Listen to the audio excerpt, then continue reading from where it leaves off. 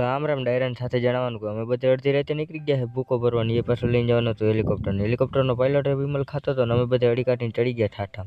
5માં ગેર નાખ્યો ને 150 ની સ્પીડમાં ઉડાડ્યું. પછી 1 મિનિટમાં પુગાડી દીધા ને બધે મજૂરને ઉતારીને કીધું હાલો હાલો કામ કરવા માંડો, હું ખાલી વિડીયો બનાવીશ. મુરગાટોળ મહેનત કરીને બધે મજૂર આખું રેમાનનું ઠાઠું ભરી દીધું ને પછી 2 જીનકા છોકરા હતા તે હિંચકા ખાતા હતા બિચારા, બહુ જીનકા રહ્યા ને પછી મેં ગરમ બિસ્લેરીને પાણી પી નાખ્યું. રેમાનું ઠાઠું ભરાઈ ગયું ને અમે નીકળી ગયા ઘર સાઈડ.